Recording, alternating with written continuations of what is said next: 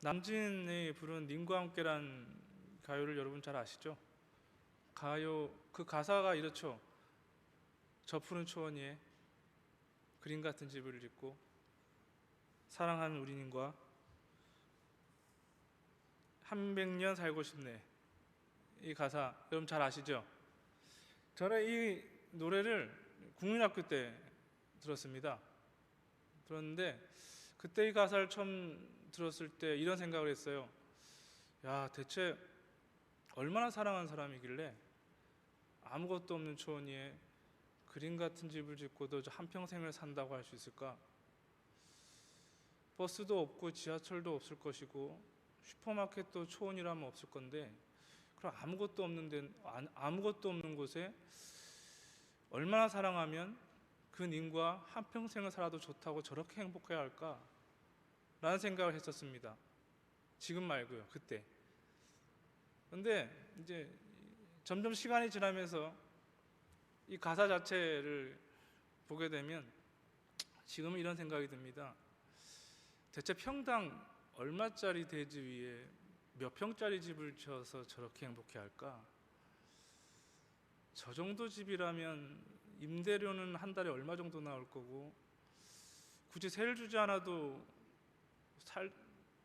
살 수만 있으면 뭐 님이 아니라 아무라도 잘 살 수 있지 않을까? 이런 생각을 하게 됩니다. 너무 세속화됐습니까? 그런 생각을 요즘 합니다. 지금은 님의 존재는 없어요. 그림 같은 집만 있어요. 그리고 그 땅만 보이고요. 하지만 그때는 아니었다는 겁니다. 한 사람이 이렇게 세상 물정을 알아가는 것이 어쩌면 이렇게 성숙하게 되어가는 과정일 것이고, 말 그대로 세상을 살아가는데 아는 지식이 생기는 거 아니겠습니까? 이런 생각을 하다가 하나님은 과연 어떤 모습을 더 좋아하실까 이런 생각을 했습니다. 국민학교 때처럼 아무것도 모르고 님이랑 저런 곳에 살면 얼마나 좋을까 라고 하는 그 마음을 하나님이 더 좋아하실까? 아니면 지금처럼 알 것 다 알고 모를 것도 다 아는 이러한 성숙한, 이러한 다 아는 지식을 가지고 있는 이 우리의 모습을 좋아하실까? 라는 것을 한번 생각해 보았습니다. 어떤 목사님이 이런 말씀을 하시더라고요. 한 사람이 한 인격체로서 성숙해지는 것은 자립심을 가지는 것이고, 한 사람이 영적으로 성숙해지는 것은 어린아이가 되는 것이다. 어린아이가 된다는 것은 무슨 말일까요? 예수님께서도 이 어린아이에 대해서 말씀하신 적이 있습니다. 마태복음 18장 2절과 3절 말씀 보면 이렇게 기록합니다. 예수께서 한 어린아이를 불러 그들 가운데 세우시고 이르시되 진실로 너희에게 이르노니 너희가 돌이켜 어린아이들과 같이 되지 아니하면 결단코 천국에 들어가지 못하리라. 여기서 말하는 어린아이는 파이디온이라고 합니다. 헬라어로 약 0세에서 6세까지 정도 되는 영유아 시기의 어린아이를 말하고 있는데, 이 이야기의 시작은 제자들이 천국에서 과연 누가 크냐, 천국에 가면 누가 더 큰 자가 될 수 있느냐라는 분쟁 속에 예수님한테 물어봤던 거예요. 근데 예수님은 오히려 어린아이 한 명을 세우고는 이렇게 말하는 겁니다.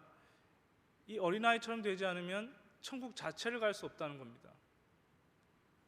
제자들은 이미 천국은 갈 수 있는 따놓은 당상이라 생각하고, 거기서 예수님의 가장 옆자리에 누가 앉을 수 있느냐, 하나님의 영광이 누가 가까이 갈 수 있느냐를 말하고 있는데, 예수님은 그게 아니라고 하시는 거예요. 아니, 어린아이가 되지 못하면 천국 자체를 가지 못해. 누가 큰 문제가 아니야.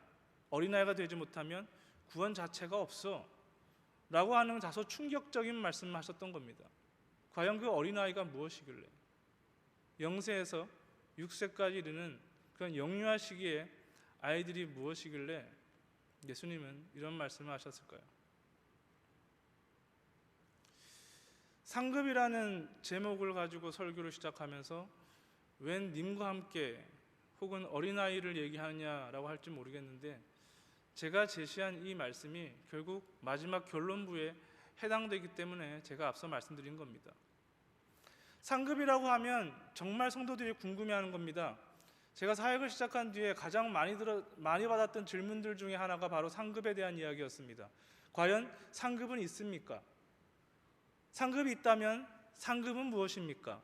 그리고 상급은 어떻게 하면 받을 수 있습니까? 라는 질문을 정말 많이 받았어요. 여러분 어떻게 생각하십니까? 천국에서 받을 수 있는 상급은 무엇입니까? 어떤 분들은 이렇게 얘기하더라고요. 기와집이라고. 잘못하면 상급이 없으면 초가집에 사는 것이고, 상급을 쌓으면 기와집에 사는 것이다. 넓은 집에서 종까지 부리고 사는 것이 상급을 받는 것이고, 그렇지 않으면 천국 가서 찢어지게 가난하게 사는 것이 상급이 없는 것이다 라고 얘기하시는 분들도 계시더라고요. 여러분 어떻게 생각하십니까? 정말 그렇게 생각하십니까? 넓은 집에 사는 것이 상급, 그 천국까지 올라갔는데도 금은 보화가 여전히 있는 것이 상급이라 생각하십니까? 이 상급에 대한 궁금증을 유발한 것도 바로 예수님이세요. 따지고 보면 우리가 잘 알지만 마태복음 6장에 보면요, 예수님께서 여기서 상에 대해서 말씀하십니다. 기도와 구제와 금식에 대해서. 이 구제와 기도와 금식에 대해서 예수님께서 말씀하실 때 하필 이 상에 대해서 말씀하신단 말이에요. 구제할 때에 길 어귀에서 하지 말고 회당에서 하지 마라. 기도할 때에 회당에서 하지 말고 사람들이 보는 앞에서 하지 말라. 그리고 금식할 때에 금식하는 것처럼 슬픈 기색을 띠고 얼굴을 흉하게 하지 말라. 그렇게 할 때에 자기의 상을 이미 받은 것이다. 그렇게 하는 자들은 상을 이미 받은 것이다 라고 말씀하시는 거예요. 자, 그렇다면 그렇게 하지 않으면 상급이 있다는 거잖아요. 그 상급은 무엇이길래 예수님조차도 그 상급을 꺼냈냔 말이에요. 상급을 이야기함에 있어서 우리는 오늘 본문으로 돌아가야 됩니다. 창세기 15장 1절 말씀에는 성경에서 최초로 상급에 대해서 언급한 구절이에요. 그리고 무엇보다 상급에 대한 이야기를 하나님께서 직접 하신 겁니다. 아브라함에게 말씀하셨죠. 내가 네 방패고 내가 네 상급이다. 여기서 말하는 상급과 이 마태복음 6장에 나와 있는 이 상급이 같은 말이에요. 영어로는 리워드라 되어 있고요, 원어상으로 볼 때도 같은 겁니다. 그 성경에 나와 있는 상급들을 다 찾아봤는데 결국 모든 상급의 시작은 이 창세기 15장 1절에 나와 있는 하나님께서 밝혔던 상급으로부터 시작한다는 거예요. 따라서 우리는 오늘 본문에 나와 있는 하나님께서 말씀하셨던 이 상급, 과연 이 상급은 무엇이고 이 실체는 무엇인지 알게 된다면 결국 마태복음에 가서 예수님께서 자기 상을 이미 받았고 상이 없을 것이다 라고 했던 그 말씀으로 가게 된다는 겁니다. 그리고 앞에 제시했던 것들로 여러분 결론을 잘 맺게 될 것입니다. 과연 하나님은 왜 아브라함에게 내가 네 방패고 상급이라고 말씀하셨을까? 아브라함은 이 창세기 11장 말미에 하나님께서 갑자기 그에게 나타나셔서 이동하게 됩니다. 여러분 아셔야 될 것은 하나님께서 창세기에서 물론 창세기 12장 1절에서 아브라함에게 나타나서 움직이라고 하셨지만 실제로는 그 이전에 먼저 나타나셨어요. 그래서 아브라함은 아버지 데라와 그의 식구들, 가족들과 함께 움직이는 것으로 시작합니다.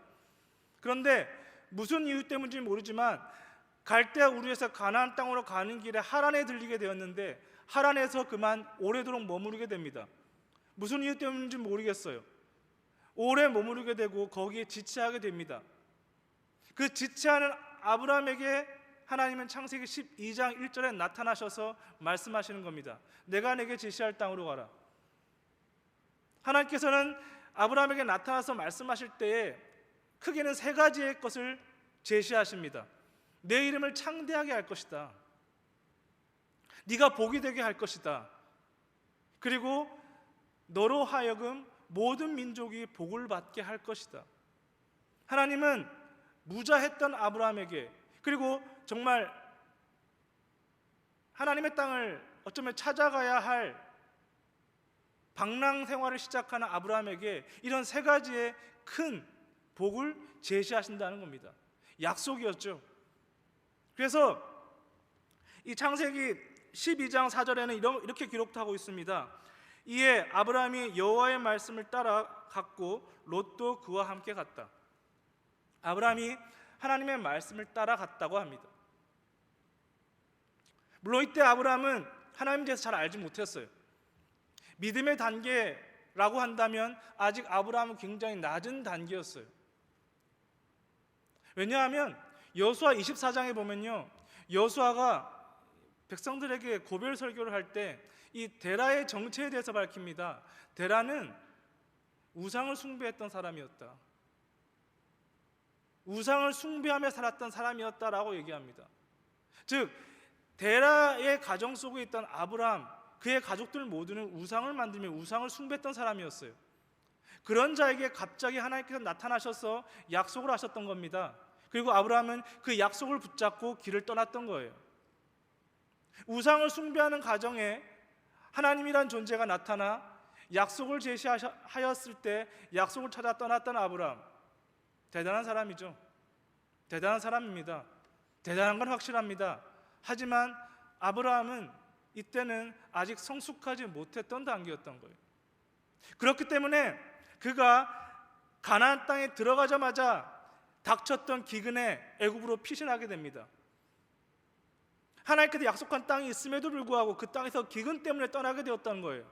그리고 떠난 것뿐만 아니라 애굽이라는 나라에 살고 있던 바로라는 왕이 두려워서 자기의 아내를 여동생이라고 속이고 넘겨주게 됩니다. 얼마나 졸장부입니까? 그리고 거기서 끝나는 게 아니에요. 계속 무죄하다 보니까 자기 조카 롯을 후계자로까지 삼아버립니다. 그런데 그 후계자가 떠나게 돼요. 허탈하게 돼버립니다. 만약 아브라함이 좀 더 성숙한 믿음의 사람이었다면 그렇지 않았겠죠. 하지만 그가 취할 수 있는 방법은 그거밖에 없었던 거예요. 하나님의 약속을 가지고 떠났는데 그 약속은 이루어질 기미가 보이지 않고, 그 약속을 믿고 여기까지 왔는데 기근이 닥치자 그 약속이 이루어지지 않는 것처럼 보여서 그 땅을 떠나게 되었고, 자기의 아내도 죽을까 싶은 두려움에서 넘겨버리게 되었던 이 모습, 확실히 아브라함의 믿음은 아직 낮은 단계였던 것을 보게 됩니다. 그 후에 떠나갔던 롯이 위기에 처하자 아브라함은 자기의 집에 길렸던 군사들을 이끌고 롯을 구출하게 됩니다. 그리고 구출하러 오면서 멜기세덱도 만나게 돼요. 그리고 그 멜기세덱에게 제물을 바치게 됩니다. 10의 1조를 바치게 됩니다. 그런 다음 오늘 이 창세기 15장의 이야기가 일어나고 있는 겁니다. 하나님은 그에게 나타나셨습니다. 그리고 내가 너의 방패와 상급이라고 말씀하셨습니다. 아브라함은 믿지 않았어요. 이번에는 멜기세덱이라는 자기의 종을 후계자로 삼겠노라라고 말씀을 드렸어요. 하나님께서 자식을 주시지 않았고 내가 희망을 품었던 롯도 나의 곁을 떠나버렸기 때문에 그 고대 근동에 있었던 시대의 흐름에 맞춰서 나의 집에 길렸던 종을 내 양자로 삼았습니다. 내게는 이제 이 멜기세덱이 있습니다라고 얘기했던 거예요. 그런데 하나님은 그렇게 말씀하지 않으셨죠. 내 몸에서 난 그 아이가 상속자가 될 것이라고. 그리고 하나님께서는 하늘의 별과 같이 많은 후손을 낳게 될 거라고 말씀합니다. 그리고 아브라함은 믿었다고 창세기 15장 6절에 말씀합니다. 그런데 여러분, 창세기 15장 6절의 말씀은 이렇게 기록합니다. 아브라함이 여호와를 믿으니 그 여호와께서 이를 그의 의로 여기셨다. 창세기 15장 6절, 창의로 6이라고도 하는데 이건 굉장히 유명한 말씀이고 중요한 말씀입니다. 왜냐하면 이 신칭이 믿음으로 의롭게 된다는 그 생생한 기록이 가장 정확하게 기록된 구절이었기 때문입니다. 믿음으로 의롭게 된다. 아브라함은 하나님을 믿었기 때문에, 마음으로 믿었기 때문에 의롭게 되었다고 구약에서 명확하게 기록해 놓고 있는 것입니다. 구약은 어떠한 시대였습니까, 여러분? 구약은 믿음이란 마음으로 믿는 것보다는 구약이란 시대는요, 행함에 의해서 아직은 그들에게 복이 임했던 시대였어요. 구약의 주요한 핵심은 여러분 뭔지 아십니까? 땅이었어요. 구약의 중요한 건 땅이었어요. 하나님께서 약속한 땅이 있고 그 땅을 가야만 복을 받는다.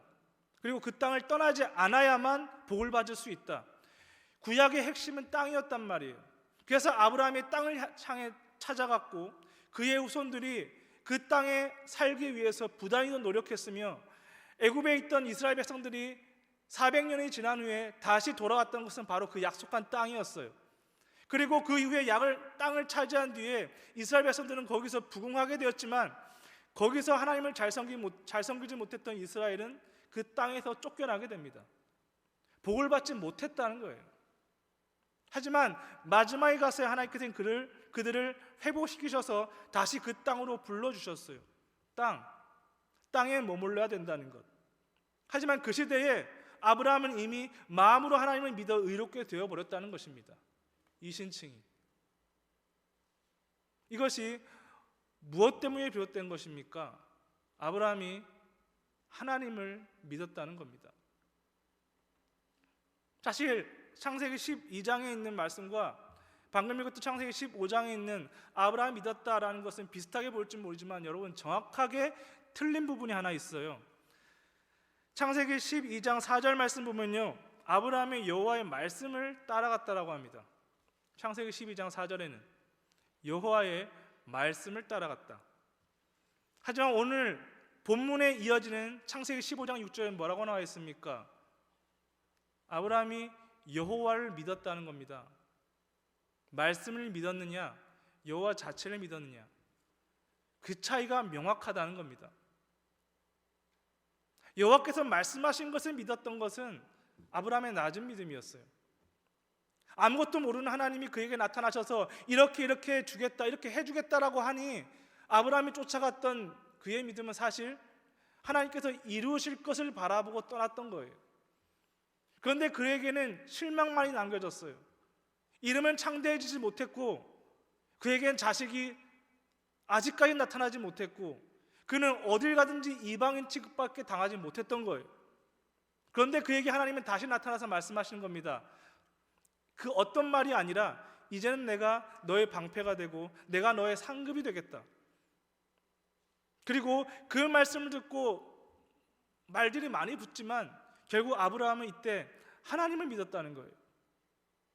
하나님이 말씀하신 어떠한 새로운 판타지를 믿었던 것이 아니라 이제는 말씀하시는 분을 믿었다는 겁니다.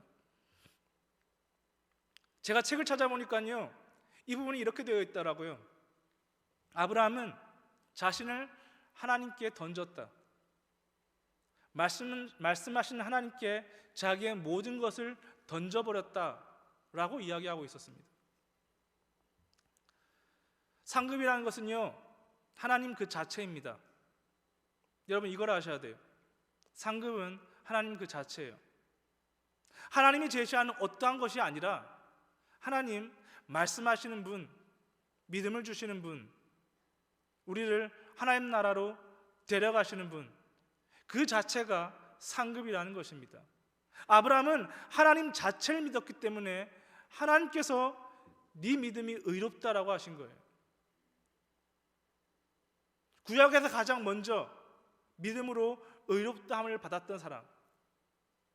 구약은 율법이 다스리고 율법에 의해서 움직이는 시대였지만 그 율법이 생기기 전부터 이미 아브라함은 믿음 자체로 의롭다함을 받았던 것입니다. 다시 말하면 하나님이란 그분 자체로 의롭다함을 받았던 겁니다. 그래서 하나님은 그를 하나님이 계획하신 대로 믿음의 조상 삼으셨고, 물론 그 이후에도 아브라함에게는 우여곡절이 있었습니다. 하지만 아브라함은 더 이상 그것으로 하나님 앞에 흔들리지 않았어요.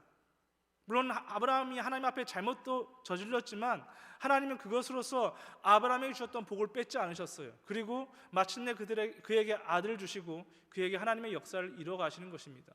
그가 마음으로 하나님을 믿었기 때문에. 다시 말하면 내가 너의 방패고 내가 너의 상급이다라는 것을 믿었기 때문에 하나님은 그를 의롭게 여기셨던 것입니다. 하나님이 상급 그 자체라는 거예요. 그리고 이 말씀을 통해서 예수님이 제시하셨던 상에 대해서 얘기해 봅시다.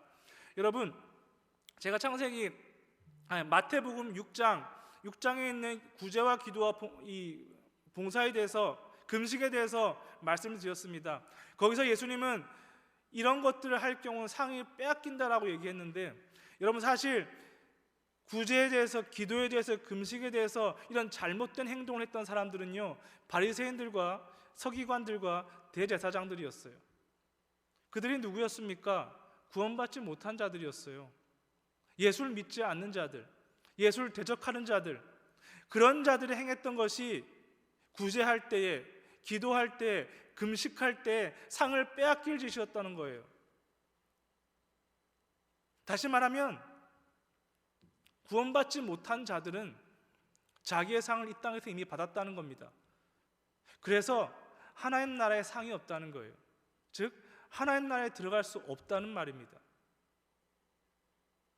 하나님 나라에 당연히 들어가는데 거기에 상급이 있냐 없냐 유무가 아니라 상급 그 자체가 하나님이기 때문에 믿음 없는 자들을 따라 믿음 없이 행할 때는 그들에게는 하나님 나라가 없다, 하나님 나라가 들어갈 수 없다라고 예수께서 말씀하셨던 거예요. 그리고 어린아이들과 또 오늘 말씀을 통해서 한번 봅시다. 어린아이들이라는 것은 결국 그 부모 그 자체, 낳게 해준, 존재케 해주는 그 자체로 말미암아 바라보고 즐거워한 존재들입니다. 부모님이 돈을 많이 주든 돈을 많이 주지 않든, 부모님이 잘생기든 못생기든 어린아이들은 부모가 있는 그것만으로 기뻐하고 즐거워합니다.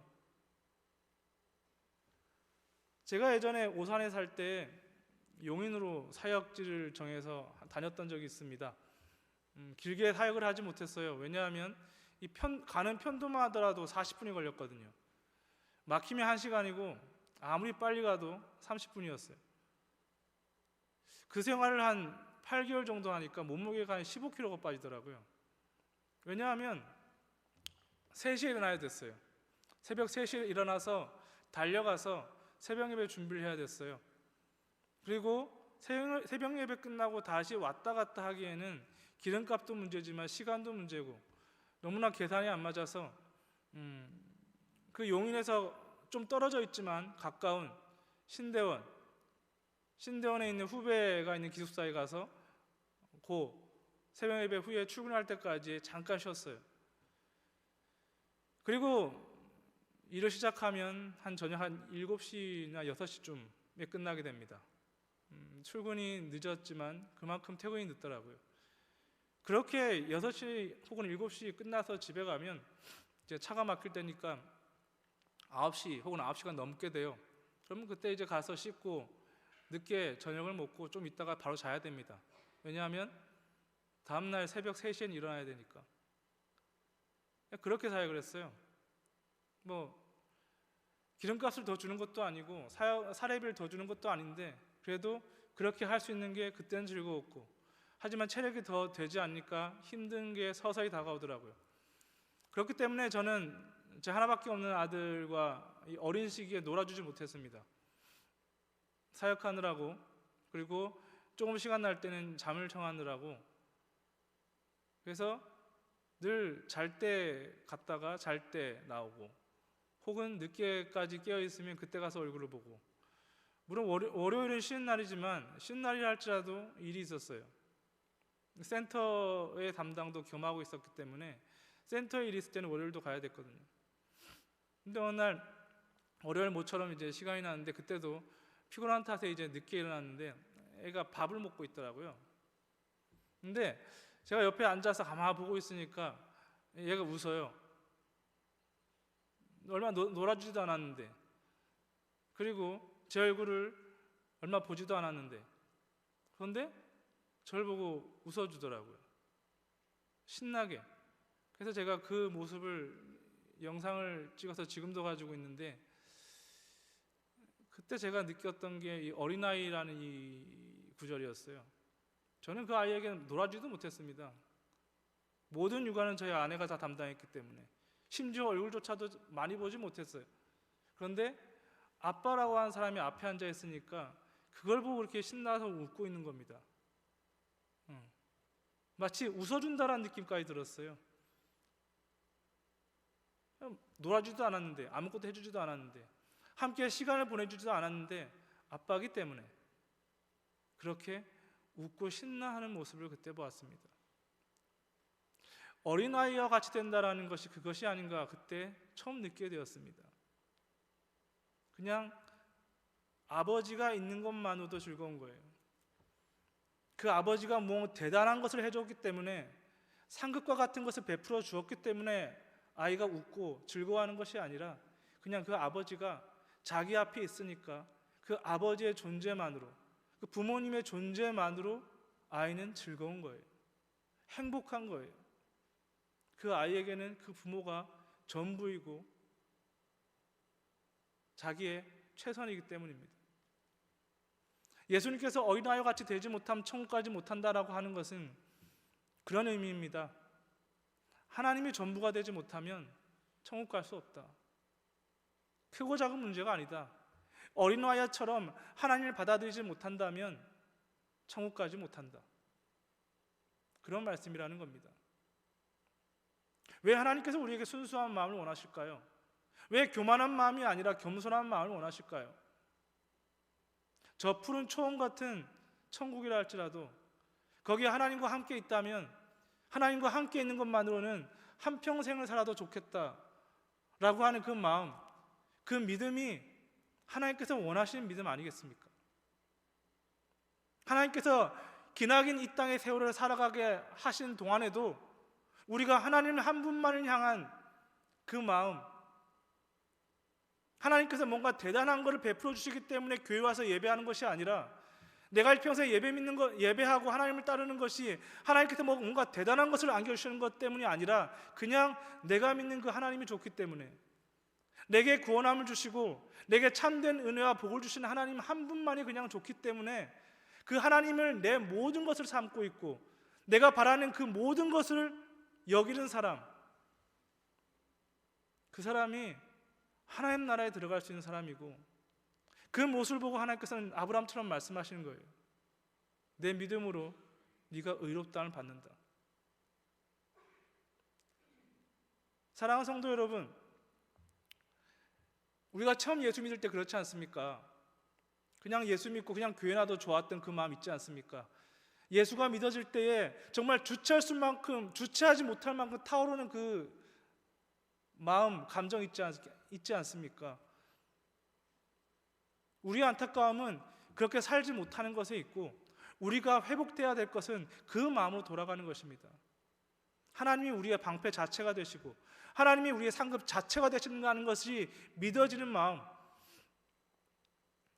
아브라함은 이 마음으로 점점 그 시간을 살아갔고, 이제 우리에게도 이 마음대로 살아가야 할 성도의 자세가 필요한 줄로 믿습니다.